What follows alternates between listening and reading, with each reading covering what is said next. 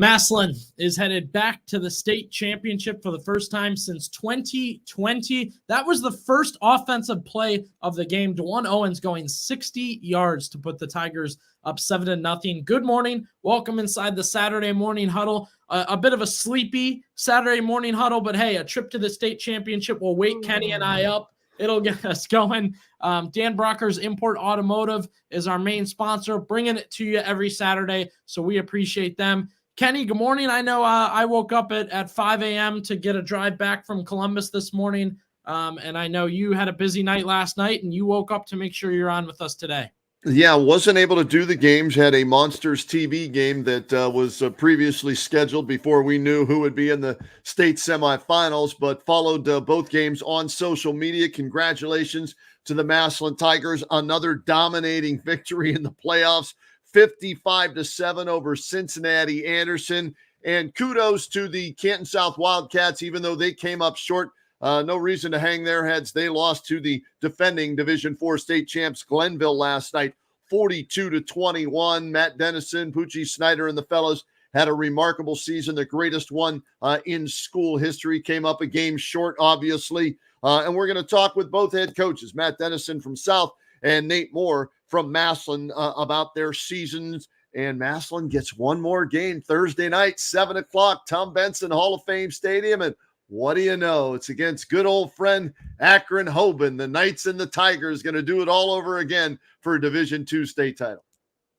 Yeah, and the wild thing is, I mean, with high school football, Kenny, really the only thing that's the same is the coaches, right? I mean, you've got a 1 year difference, and Hoban's a completely different team. Massillon's a completely different team. So this is going to be a really exciting matchup. We'll have Derek Philo jumping on with us in just a second. He was the sideline reporter last night at Canton South. We appreciate him getting us all the video tonight. And he was on our stream game this season. He did a lot of video there. So he is a big benefiter to the Saturday morning huddle. A lot of the footage we have is because of Derek. Look, the Tigers, little sequence at the beginning, Kenny, right? DeJuan Owens scores on that first play. Cincinnati Anderson, they score on a 3-play drive. So I'm thinking to myself, man, we got points galore. We got points coming. Here comes Cincinnati Anderson. First kickoff right back. I was charging my phone. I'm getting my hands heated up. Massillon's returning the kick. They return it right back. It's 14-7. And Massillon, they didn't hesitate from there. They were dominant on offense. They were terrific. Here's another look at the Owens touchdown. I mean, whether it was Owens passing the ball, running the ball, Mylon Lennox had a touchdown. Michael Wright Jr. Look at him pull away, Billy. Yeah. Look at him pull away on this. I mean, seriously, run it back again for people watching here on the Saturday morning huddle. DeJuan Owens, watch him. You see him get in the open, then look at the crowd of defenders around him, and then just watch right about here. Next gear, see ya, so long, touchdown. DeJuan Owens, and give Emmy Lewis Jr. Some credit. We didn't get the kickoff return for the touchdown, but we got to give them love for a 91-yard kickoff return, and they didn't trail from that point forward. And then the big fella, Big Mike, right, doing some damage in short yardage situations. Yeah, here's Emmy Lewis with a great route here. This was a touchdown. It was 35-7 before halftime. I have a ton of questions for Nate Moore about Cincinnati Anderson's coaching. You know, you and I talked about it, Kenny. They went with a bold strategy. They played 4-down football. Cincinnati Anderson decides to go, hey, if we get to 3rd and 8, we're going for 4 yards and 4 yards instead of the first down, right? They played 4-down football. Right. However, multiple situations, it was 4th down and 8, 4th down and 10, 4th down and 15. You know, the Massillon defense gave them fits. And when it's 4th down and 15, you kind of have to punt, not only to keep this game honest, but to keep it close. Massillon did that. I mean, they put pressure on Anderson all night long. You can see the defensive line getting after him, sacking him. And then things got pretty bold at one point, Kenny. Anderson, I believe this was a 4th down inside their own, you name it, I think their own 10 or 15. They decide to go for it, and Massillon sniffs out those screen passes, those passes, gives them nothing. Again, we'll talk with Nate Moore about it. I think it should have probably been 21-7 at halftime with the ball going back to Cincinnati Anderson. Instead, their coach decides, we're going to go for it on 4th and 10 at our own 15. You don't get it. You give the Tigers the ball back right there, they get an easy score. You do it again. I believe it was about the 35-yard line. They tried to go for it again on 4th and longish. Didn't get much. So that benefited to the Tigers' field position. But, I mean, you watch it again. The Tiger playmaking, it was there last night. Look at this one. And what if I told you this first play here, Kenny? DeJuan Owens going for the touchdown. Not the best touchdown of the day, arguably. Okay, take a look at this one. Mylan Lennox gets tackled, I don't know, let's say 3 different times here. Stays on his feet, will not quit. He's 5 yards behind the line of scrimmage. Should have gone down there. Should have went down there and there. Never mind, end zone. Unbelievable from the Tigers last night. I saw somewhere on social media, they said he broke 7 tackles on this play. 7 different guys had a hand on him and couldn't bring him down. And that's just the effort, the time spent in the weight room and training and the desire. This team, I said it, Billy, after they beat St. Ed's. I said, this is the best team, not only in Division II, but in all of Ohio. And they will win the state championship this year, the first one in the playoff era. And here's what they've done in the playoffs. You ready for this? 41-6, 50-7, 35-6, 31-6, 55-7. My Baldwin Wallace math tells me they've outscored opponents in the playoffs 232-32. That's how dominant Massillon has been. And this could go down. If they can get over that hurdle, that is Akron-Hoban, right? This could go down not only as one of their best seasons ever, but one of the best seasons in Ohio high school football history, considering they opened against Valdosta, the winningest program in the country, beat them. Looks like St. Ed's is going to be back-to-back state champs. They beat them, right? This run through the playoffs, and if they can beat their nemesis, the Hoban Knights, it's going to go down in the history books, my friend. Yeah, an electric game last night, an electric run right now. We've been there for all their playoff games so far, whether it be stream, social media, or radio. We've done a lot of great stuff with them. Let's kick it to our radio game last night. Joining us is Derek Philo. Derek, good morning. Appreciate you jumping on. You woke up like the rest of us to kind of get on, and you've been in a bit of a pairing with Canton South, of course, coaching these guys when they were younger, and then with our stream and radio team later in the playoffs. But let's talk about last night, Derek. Kind of give us some insight as to what happened in this one. Well, kind of leading up to last night, I want to get to that. This was a very cool week for Canton South community. Started Wednesday. Coach Dennison carried a family tradition to Canton South, and his father, the legendary Jim Dennison, I guess used to have a Thanksgiving morning practice. So Coach wanted to do that with the team. He opened it to the community. I know you guys talked about it last week. It was a great turnout. They got to present the medals, the regional championship medals to all the players and everything, and had all the trophies there. It was pretty cool. So that was Wednesday. And then yesterday, that was Thursday. Sorry about that.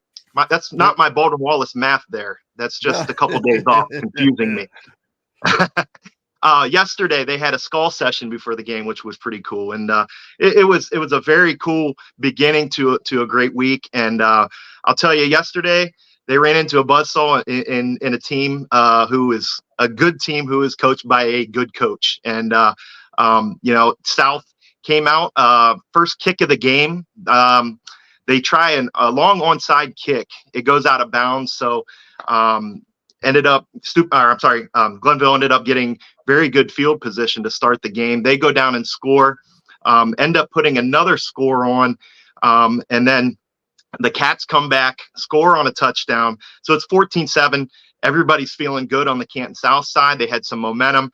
And then they just kind of kept playing from behind. And it was that way pretty much the whole night.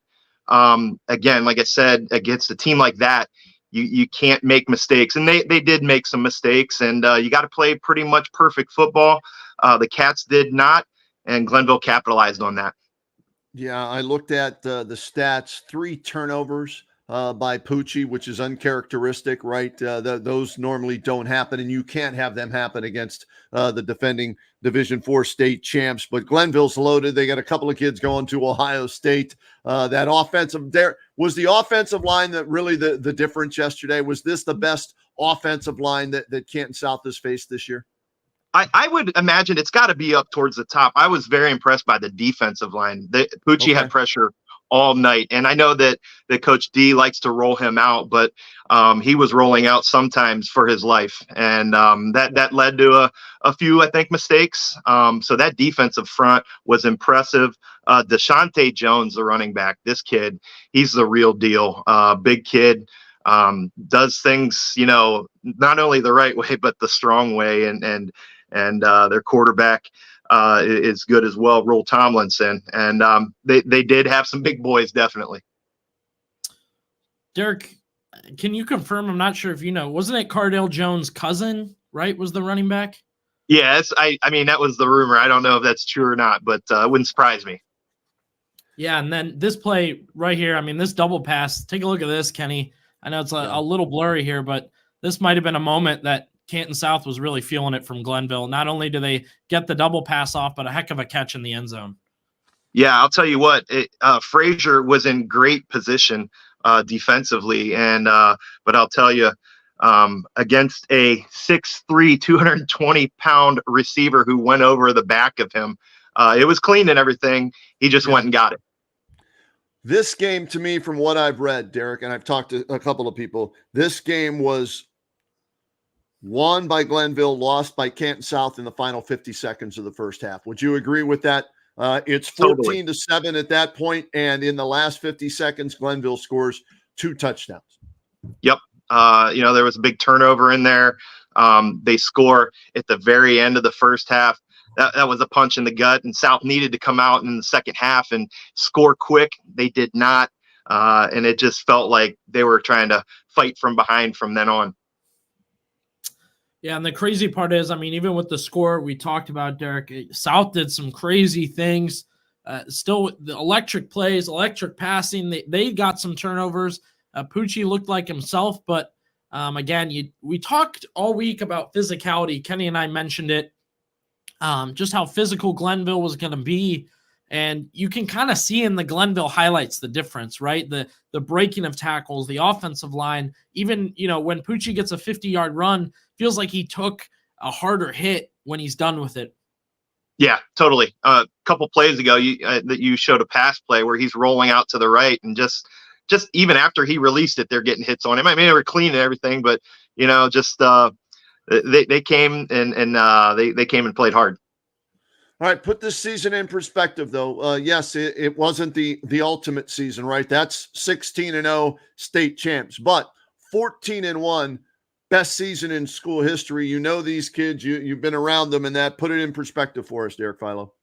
I'll tell you what. My first year of teaching, 20 wherever years ago, Canton South makes it to the state Final Four in basketball. They play against LeBron's St. Vincent St. Mary team, and I'll tell you that it brought the whole community down to Columbus, but this just felt different. It did. I'm not saying, I'm not putting anything, down on that. It was very special as well, but to see that these kids came into a program that has been down, just to be blunt, and they rebuilt the program basically, and they showed this younger group of kids what it takes to win, and to win with class. I know that many of us have had the opportunity to talk to a bunch of these kids, and they're just fun to talk to, and that's not common. Like the other day, I saw Pooch at that Thanksgiving practice, and I said, "Pooch, good luck this week. Congratulations on the nomination and everything." He goes, "Coach Phi, make sure you tell your family, happy Thanksgiving." And what kid does that?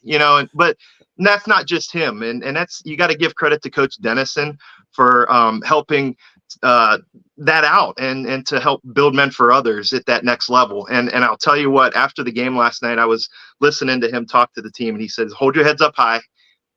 Nothing to be ashamed of. We got beat by a good team who's going to be holding up the trophy next week." And I fully believe that, and he spoke about how, this is something you'll remember for the rest of your life. And it is, but it was awesome to see these kids grow into young men. And I think this year really helped that. And we haven't even mentioned, right? Pucci's a finalist for Mr. Ohio football too, right? 6-7 guys are up for this award. And Division IV, small Canton South, Pucci Snyder over 5,000 yards total offense, over 50 touchdowns total offense this year. Congratulations to him on an unbelievable career. Stark County leader in passing yards and passing touchdowns. I think 123 might be the total on the passing touchdowns unofficially, but just a remarkable career. And last thing before we let you go, because we've got a Big Mike and Nate Moore coming up from Massillon. Derek, do we have an update on Poochie's next step? Is it still Sacred Heart, or is that still open for a change there? I asked him that the other day, and he says basketball season's his next step. Okay. All right. Good answer to that. Good answer to that. Hey, Derek, great stuff, man. Thanks not only for last night, but for everything all season long. Fantastic work, bud. Go Bucks. Go Bucks. Like that. There we go. Yeah, that's great. And again, I'll plug the video we did on our YouTube, Growing Up Wildcats. We did it at the end of the regular season. They were 10-0. Derek, a former coach, coaching them in their youth, sat down with them and talked with the guys, and more of a perspective, like we talked about, Kenny, the answers those kids gave, the history they have, all that stuff, really, really good. So congrats to Canton South. Their season comes to an end.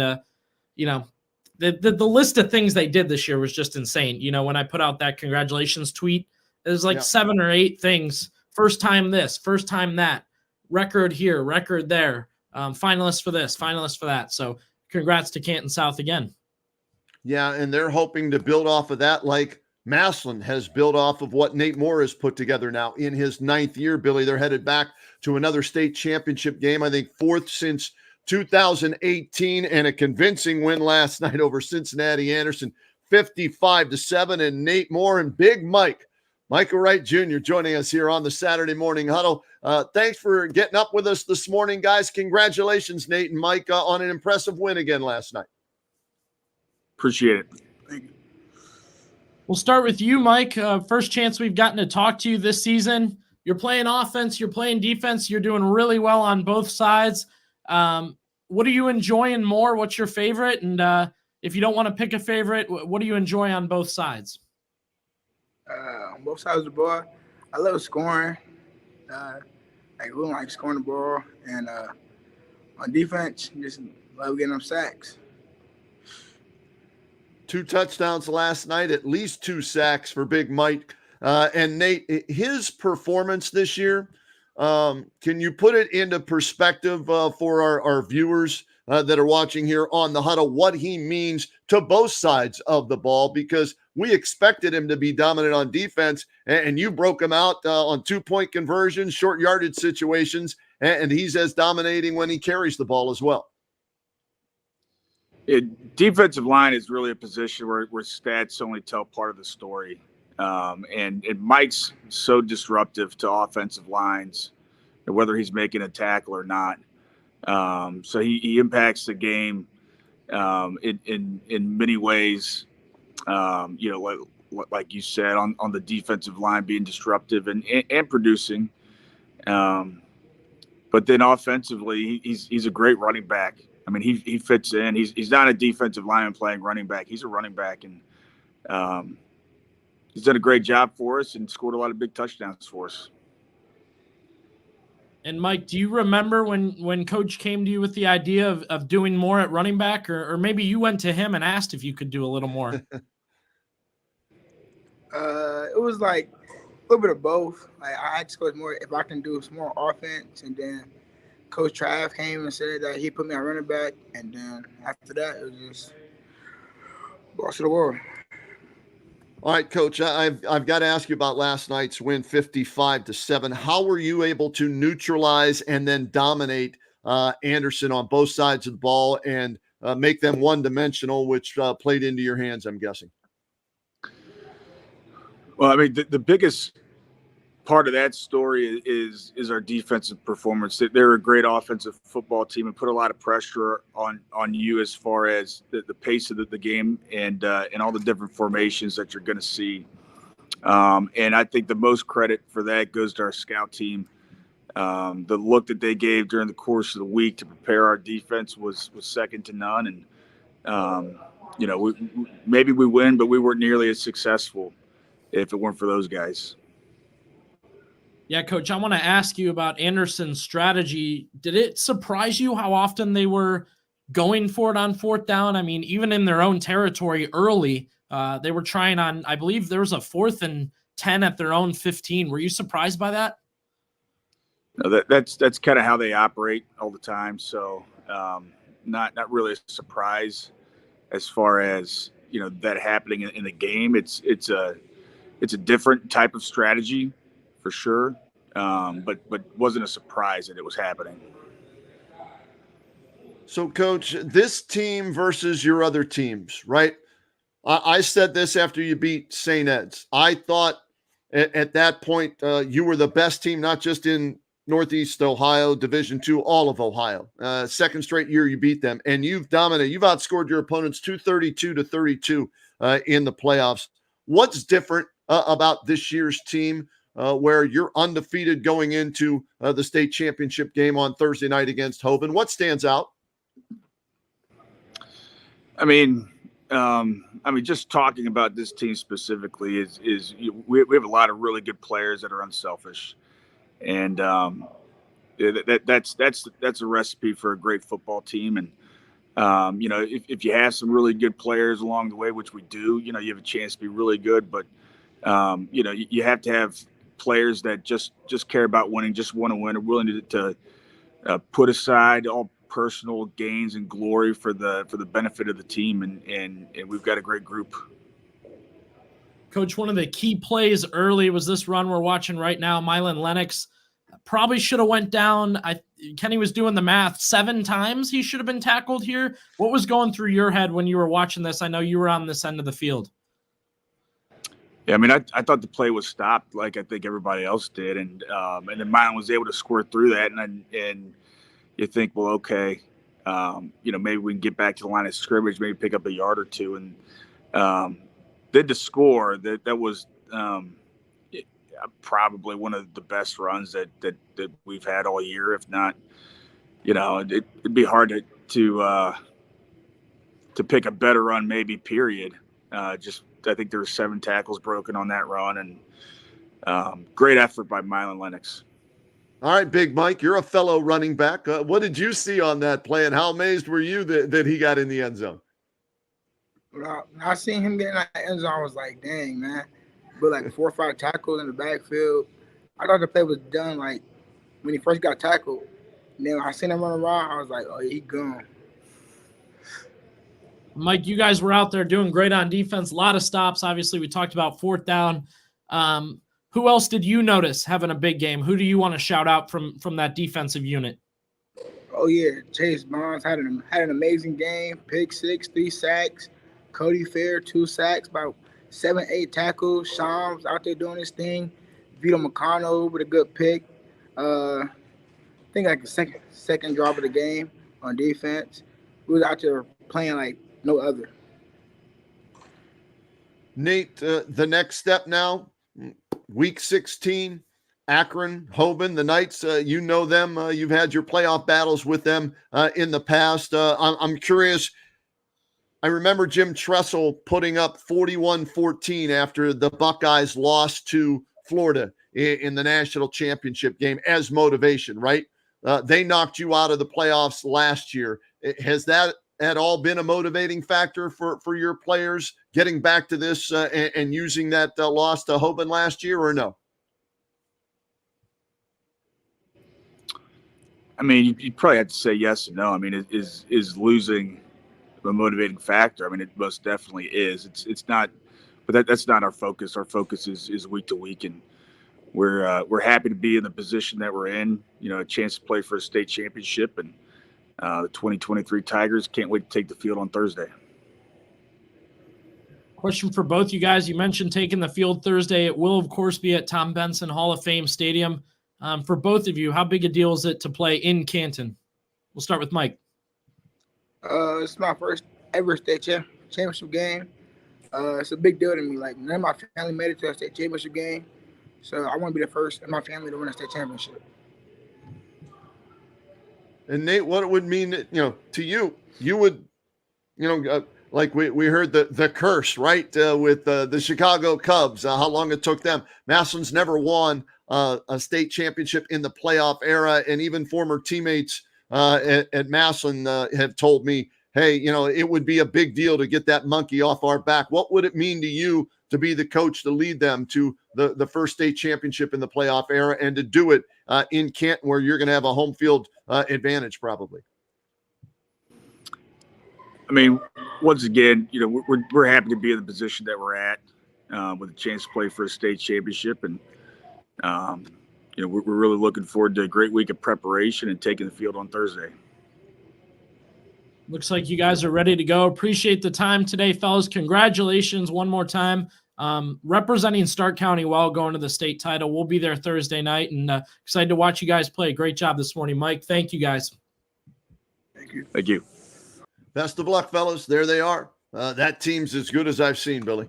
As good as I've seen since I've been at WHBC, and it's 10 years now. They have the offense led by DeJuan Owens. And remember, he comes in. You already had a quarterback in Jalen Slaughter who was pretty good, but DeJuan Owens comes in, and he offers something that they've never had before, in my opinion, from everything I've read and people I've talked to, and that's that dual threat. He becomes the first quarterback in Massillon history to run for 1,000 and throw for 1,000. And that dual threat is something that I think is what maybe was missing in losses to Hoban throughout the last 6 years during the playoff run, right? They're 1-3, I think, against Hoban in 4 playoff games under Nate Moore. So DeJuan Owens, but this team is built from the inside out, Billy. They dominate the lines of scrimmage, and that's where they have separated themselves from anybody else in Stark County. They're the best offensive line, they're the best defensive line, and then when you add a DeJuan Owens to that offense, right, it really makes it dynamic, and all the other playmakers that they have. And Nate's done a fantastic job coaching this team, getting the most out of this team, and putting a team out there that I think will win the state championship on Thursday night. Yeah, it's incredible to watch. I mean, we're going back through the season a little bit here, Kenny. I mean, St. Ed's, that was obviously that first game. We got a real glimpse of DeJuan Owens, and maybe sealed a starting quarterback position for him that night against Ed's, beating Ed's. And then that was exciting. And then slowly but surely, it was the defense making waves. You look back, this is them against Lake, just no time for quarterbacks. And the other thing is, I said to myself, all right, I want to see them not only against higher competition, but a different style of offense, right?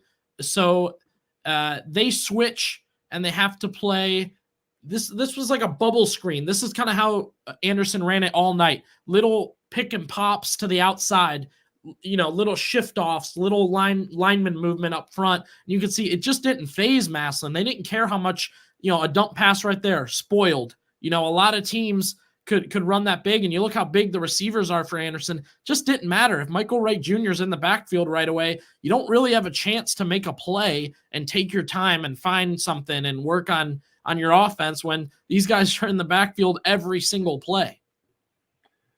It's all about pressure on that defensive side of the ball for Massillon. And this Cincy Anderson team, I think they threw for over 5,000 yards this year. And you know what? They scored 7 points yesterday against Massillon. Massillon has held every playoff opponent to 7 points or less.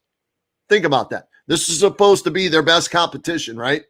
7 points or less in every game. Again, I'll do the math. 232-32 is the total. As far as points scored for Massillon, 232. Points scored against Massillon, 32. They've outscored their opponents, Billy, in the playoffs by 200 points, and that's with running clocks for most of these games. That's how dominant they have been. And can they do it one more time? Can they get that monkey off their back? Can they win one in the playoff era? And you know what? If I'm a Massillon player and I've heard about Hoban, whether I played against them or not, I wouldn't want it any other way, right? A chance to win our first ever state title in the playoff era, and we cap off the season, the cherry on top of the sundae, by doing it against Hoban. That's the way I would want it. Now, I know Tim Terrell's going to have his team ready. They rallied. They were down 14-3 yesterday, and they rallied to beat Avon 17-14 at Byers Field in Parma. So kudos to them, because I was reading it online and I was like, oh boy, everybody wanted Massillon and Hoban. That's who we predicted, right, at the beginning of the season. Oh, this is going to be Massillon Hoban playing for the title. Well, Avon had something to say about that, but they could not finish the deal last night. So we're getting Massillon and Hoban like we all wanted. Yeah, and again, not only is it Hoban, and for Nate Moore, that means so much, but you talk to Michael Wright Jr., and we're talking about this or that, Kenny, and he kind of says, I've never been to one. So all that pressure we're talking about and this and that, right. This is my first one. It's another game to me. There's no giant 80 years of pressure on me. I just got there. I'm excited to have my family only go 15 minutes, so very exciting for them. Offensively, very, very good. Defensively, very, very good. Massillon looked terrific last night. Congrats to the Tigers. I know it's tough to do. They have to move on. We have to talk about Thursday night, but man, Kenny, they should celebrate. It's been a heck of a season so far. But they're not going to, Billy, because to them that meant nothing last night, right? The only thing they've had in their sights since day one was a state championship this year, and they're one win away from getting that. They'll do their celebrating if they come about 9:30 on Thursday night if they have one more point than Hoban. Yeah, agreement there. They're headed for one more game there, and another special guest joining us now, Kenny. Coach Matt Dennison, Canton South Wildcats, with us here. And Coach, thanks for joining us this morning. Again, we want to tell you congratulations on a truly terrific season. We had a great time being at all the games, and maybe just some thoughts first on last night's game. Well, last night we came up and went up against a very, very good opponent. I just like to call them a great collection of talent, and they had a couple more horses than we did. They had some Jimmies and Joes. Our kids played really tough. Our kids played hard the entire night. We made some mistakes you can't make against a team that good. I mean, you can't. We had to play flawless last night, and they came out. The running back's a great player. I think their entire defensive line is our Division I prospects, and if not already signed. So it was a tough night for us, but we came out. We played hard. We played tough. That's a Division I type team, Coach, and you knew that going in. But what surprised you or maybe your kids the most on the field last night when you were talking to them on the sidelines or maybe in the locker room? Well, what I realized right away is the closing speed of their secondary. I mean, there's a reason they got a kid going to Army. They got the kid going to Ohio State didn't play last night, but they've got these really good kids. And you see it on film and you see them close, but when they close, I mean, we completed our first 2 passes for 2 yards.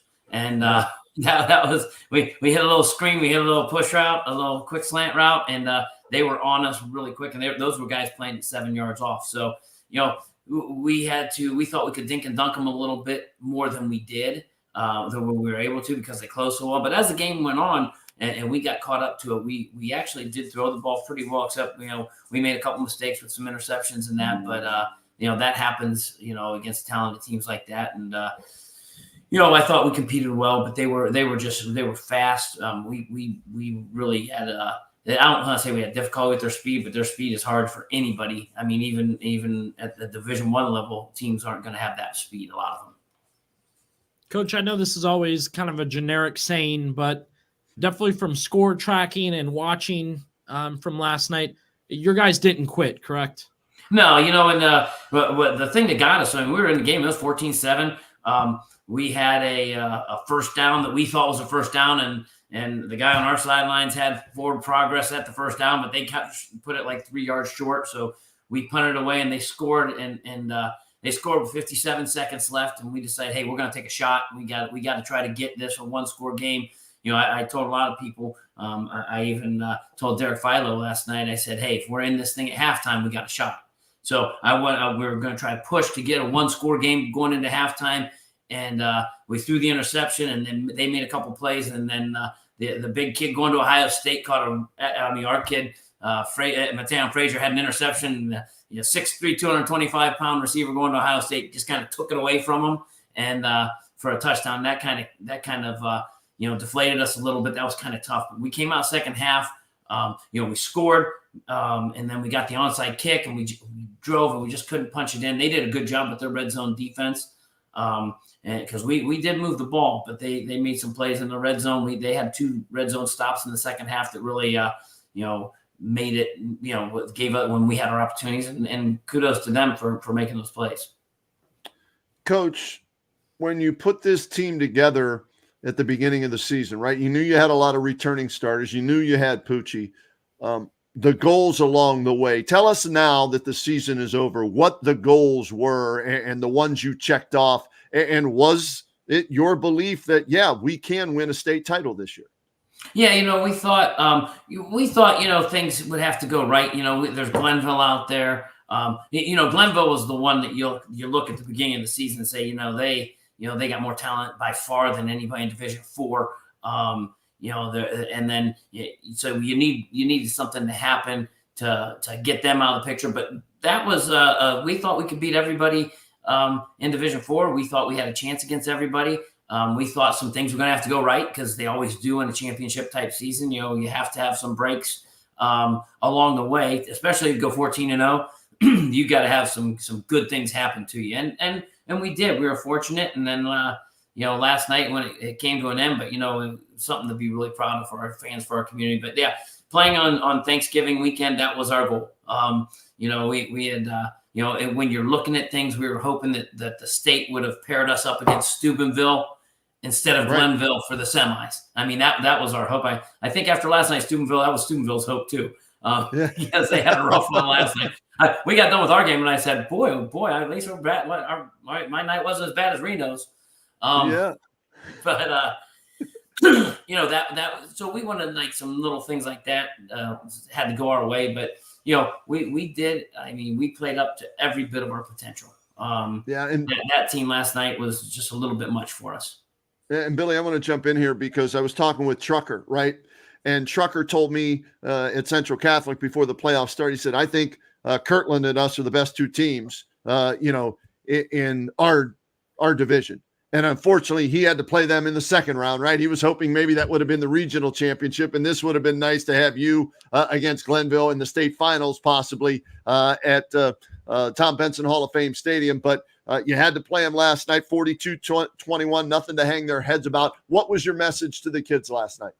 I just told them how proud I was of them. I was really happy with a lot of people ask me, well, what's your takeaway? And to see these seniors, the way they've grown up, not only as football players, but as young men. I told our one player, I made Tyler Pugh a captain. It's the first time I ever did that in my 23 years of head coaching. Halfway through the season, I said, this kid deserves to be a captain. And, he was a kid. I talked to him and said, you've grown as much as any player I've ever seen. And to see that, and we had a lot of players, grow as individuals and as people.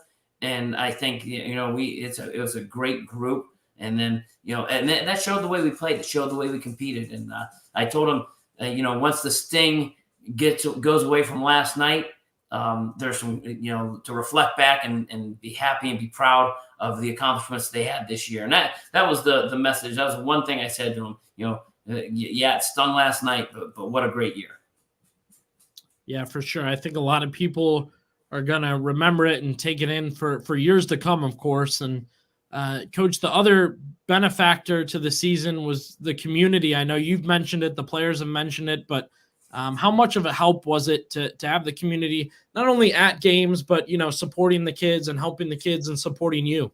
It was unbelievable. I've been around this for this was my 30th year in coaching, and to see the support we got, it's been unparalleled with anything. In all my time as I've been on coach some teams that have made some good playoff runs, and this was the most support I've ever seen a community give behind a team, and it was great to see. I mean, Thanksgiving morning, there were hundreds of people out there watching our practice. That was so cool. And then, them parades after every win starting at week 10 as we go into town. People just lined 800 and were cheering for us the whole way in and out of town. So that was pretty cool.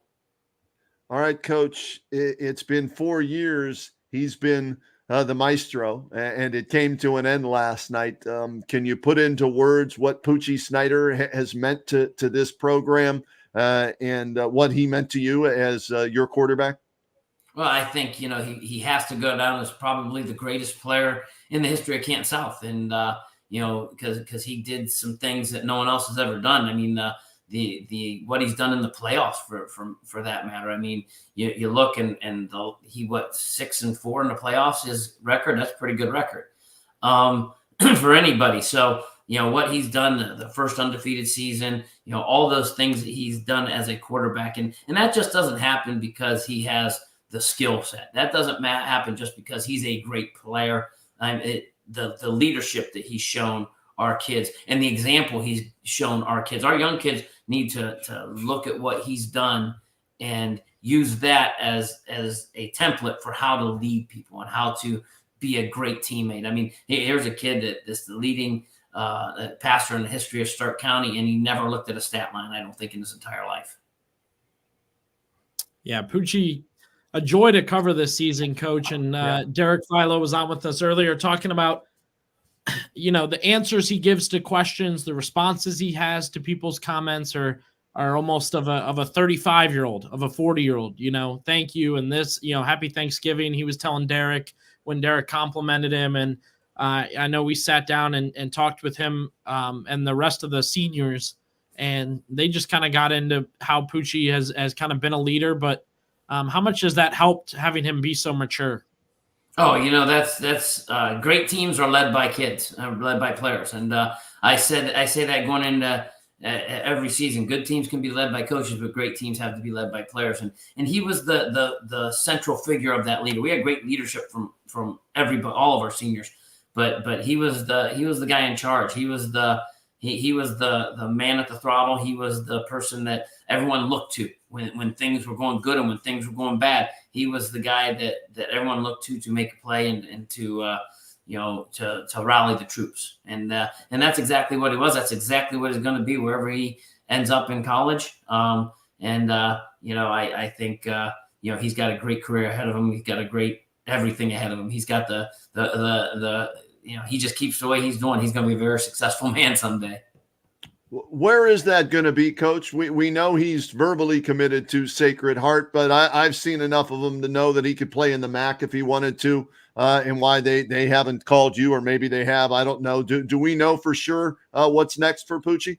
Well, the Sacred Heart commitment is there, but then when the FBS schools start coming in and talking to him, you gotta look at those. I know he's got the offer from Army, which is a huge offer, which is a great deal. And I told him just to sit back. I said the next 4 weeks are going to be very interesting for him because people are going to find out who's in the portal. And that's the thing that's killed him. The MAC, the MAC, is not about developing programs because they can't. You're not allowed to develop programs at that level anymore. You have to win. You have to win now. So those guys are on the portal, and that's no knock on them. That's what they're forced to do, or they're not going to have a job.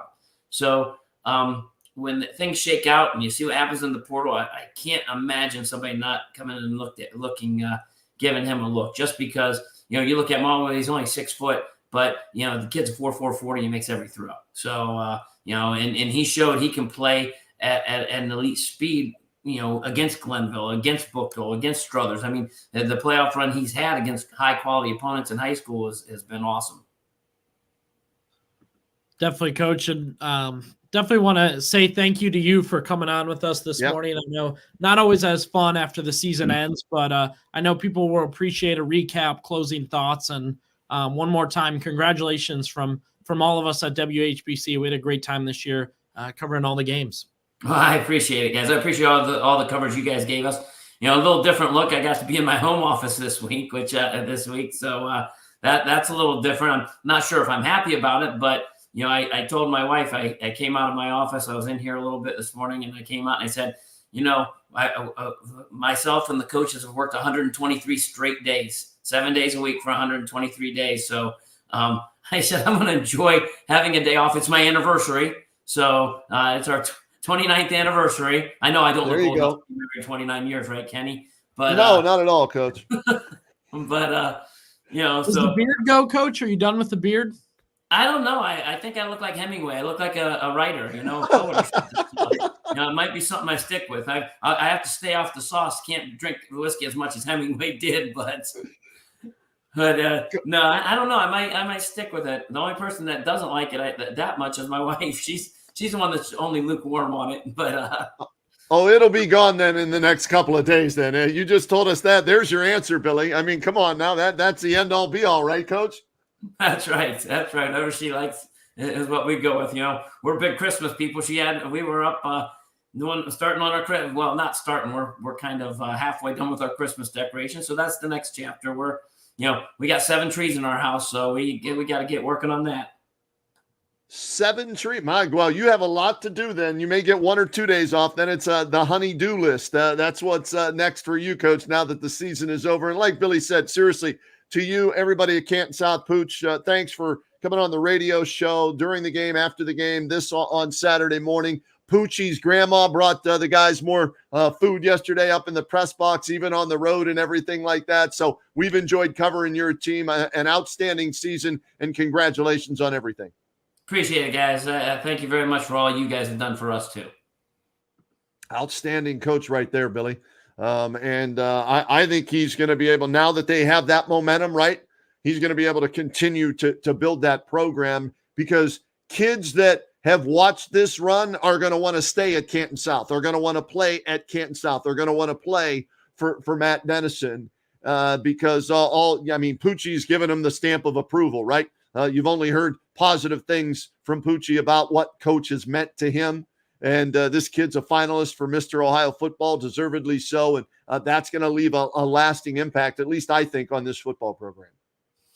Completely agree. I'll plug one more time. We did that video a couple of weeks ago, Kenny, heading into the playoffs, talked about their 10-0 season. And main reason we want to do it is because, no matter what happened in the playoffs, such a special group, such a special run, we wanted to highlight that. And, kids transfer, kids change schools, kids pick basketball over football, kids, get hurt. And whatever, that group stayed together, stayed healthy, competed for 15 weeks this year. Not many teams get to say they did that, played 15 weeks. Like Coach Dennison said, they wanted to play and practice on Thanksgiving week, and they got to do that. So you can check that video out on our YouTube. Special group. And again, Stark County Coach of the Year, Stark County Player of the Year.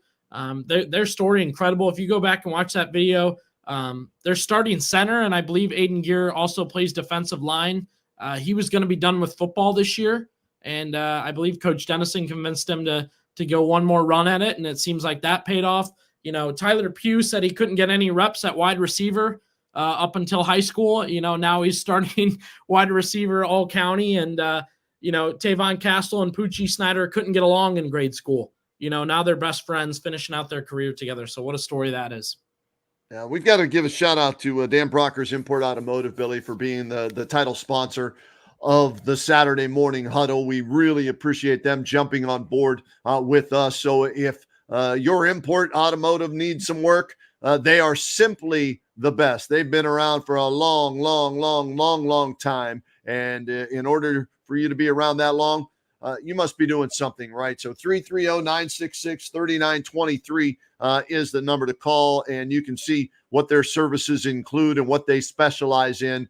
So please drop by if you need some work done on your car there. Tell them you heard about them on the Saturday morning huddle, and we couldn't be happier that they've been part of what we've done all season long here on the Saturday morning huddle.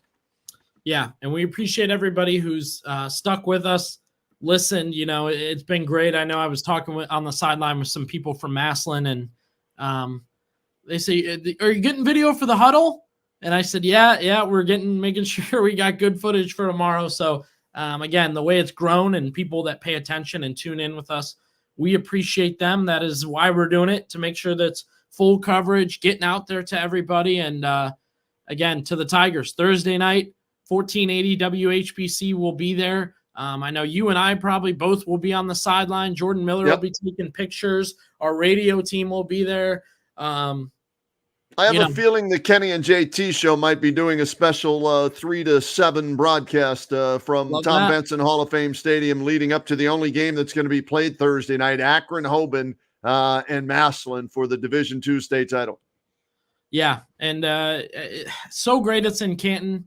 Very excited, and, just the matchup, right? The matchup, Massillon, Hoban, Thursday night in Canton. This isn't a far drive for Hoban either. So I expect it to be a packed, full stadium. And again, thank you to Nate Moore for jumping on with us. Yeah, and here's the thing, Billy. I wish, like the new gambling laws in Ohio, and I understand, I'm saying this, having a little fun with it, right? You try and predict the futures, like who's going to be in the Super Bowl, right? You can bet on that. Who's going to be in the NBA Finals? You can bet on that. The one thing I was sure of this year that I wish I could have bet on was Hoban against Massillon in the D2 state championship game. And I got that right. I may not have, gotten a lot of other things right with my betting apps and everything, but that's the one thing I felt very confident about. And sure enough, that's what we're getting on Thursday night. And Billy, let me run down for everybody what happened last night. Okay, I've got all the scores and the matchups for the Thursday, Friday, Saturday games in Canton. Here we go. D1. St. Ed's beat Hilliard Bradley. Final score 26-3. Springfield surprises Moeller in overtime 26-19. So Friday, December 1st at 7:30 p.m., Tom Benson Hall of Fame Stadium, 13-1 St. Ed's against 10-5 Springfield for the Division I state championship. Division II last night, we've talked about it. Massillon crushes Cincinnati, embarrasses Cincinnati Anderson, 55-7 running clock in a state semifinal game. Are you kidding me? Hoban rallies to beat Avon 17-14. So Thursday night, November 30th, 7 p.m., Tom Benson Hall of Fame Stadium, 15-0 Massillon against 13-1 Hoban. Hoban, fourth straight state title game. Massillon's fourth state title game since 2018. Can't wait for that one. And Billy told you, WHBC Mix 94-1 simulblasting. Division III last night. Toledo Central Catholic 35-7 over Chardon. Bishop Watterson 27-14 over Salina. So Toledo Central Catholic 15-0 against Columbus. Bishop Watterson 14-1 Friday, December 1st at 3 p.m. in the Division III state title game. We move along to Division IV, and we've talked about it today here on the Huddle. Glenville beats Canton South 42-21 last night. Archbishop Kettering Altar 48-0 over Steubenville. You heard Coach Dennison talking about that. So in D4, the state title game on Saturday night, December 2nd, 7:30. It's the last of all the state title games. It'll be 12-3 Glenville against 12-3 Kettering Altar. Division 5, Perry in Lake County takes care of Harvest Prep 22-8. Liberty Center 14-10 over Valley View. So the D5 state title game, Lake County Perry 15-0, Liberty Center 15-0, Saturday, December 2nd at 3 p.m. at Tom Benson Hall of Fame Stadium. In D6, I mentioned this earlier and referenced Jeff Trucker, Lindesmith, and Central Catholic. Kirtland shuts out Garaway 17-0 in the D6 semifinals. Versailles 30, Columbus Grove 13. So it's 14-1 Kirtland as expected. Tiger Verdi's program, unbelievable. 13-2 Versailles. Friday, December 1st, 10:30 in the D6 title game. And rounding it out last night in the state semifinals, Division 7, Dalton beat Caldwell 55-7. Marion Local 42-0 over Patrick Henry. So it's Dalton against Marion Local, who's undefeated. That's Saturday, December 2nd at 10:30. So that's a recap of all the state semifinal games from last night and the games to look forward to in Canton. 1 game Thursday, 3 on Friday, 3 on Saturday, and the one we care about the most, obviously, Thursday night, 7 o'clock, Massillon and Hoban. And just one other little note that I wrote down here for teams in our area that have been knocked out, Billy. McKinley, good chance that they lost to the state champion, St. Ed's. Canton South, good chance that they lost to the state champion, Glenville, right? And Central Catholic, good chance they lost in the playoffs to the eventual state champion, Kirtland. So those teams, unfortunately, had to meet those guys where they met them early in the playoffs. But that, I don't know if that lessens the blow a little bit for the teams that lost, but you could at least say possibly that yeah, my season ended. We lost to the eventual state champs. Yeah, and correct me if I'm wrong. I think Sandy Valley lost to that Perry team going to the state title. Is that correct? Oh, that's right. Add them to the list. Thank you. I got to make that a note for that. Brian Gamble would be upset with me if you didn't correct me on that. So you're right. Sandy Valley lost. They had to travel to Perry in their second round game. So that's another one. So again, might lessen the blow just a little bit. But congratulations to all the teams this year. There's only 1 week left, right, Billy? And one team's left standing. I think we all thought they would be if there was one team from Stark County that would be playing in Week 16. For sure, it would be Massillon. And kudos to them for living up to the expectations. And, the turbulent beginning to the season with off-field stuff. They refocused, came through. Valdosta, St. Ed's, rolling through the playoffs, and now a chance to win their first ever state title in the playoff era. Yeah, and as we wrap here, got to mention, Kenny, that fan base, terrific. I've given them their due multiple times over the past couple weeks. They doubled Anderson last night. Yeah. It was ridiculous. They had double the fans. The TIG was going nuts last night. Every touchdown, every score, every close play, they're going bonkers. It was a 2-hour drive. Didn't matter. They were there. They zoomed over there, all got there on time. I got there at 4:30. So 2.5 hours early for the game, and the Tiger fans were lined up outside the gate to get in. They were a little upset with me that I got to cut the line to get in there and get set up. But, they were playing cornhole in the cold. They were getting ready in the cold, and it got down to about 30 degrees at game time. So shout out the Tiger fans one more time. Shout out Canton South fans one more time. They did a great job supporting to the end there. And one more time, Thursday night, we'll have full coverage of that game. I know it'll be on 1480 WHBC Mix 94.1, Facebook, Twitter, Instagram. Get your updates there. And I'm not really sure what our schedule will be as far as the huddle. So we do want to thank people one more time for tuning in with us. Crazy to think we did 15 weeks on the huddle this year. Yeah, I know. It's been a lot of fun. It's a labor of love. It's our passion. And again, thank you to Dan Brockers Import Automotive for being our title sponsor. And Billy, let's wrap this up because now it's the game, baby. It's time to see if the Buckeyes are for real or if it's going to be 3 straight losses to that team up north who now can't use Connor Stallions and the alleged, sign stealing technique. Let's see if they can beat the Buckeyes without cheating. So 12 o'clock kickoff. And by the way, you can listen to it right on WHBC and the post-game show there as well. So go Bucks and go Tigers.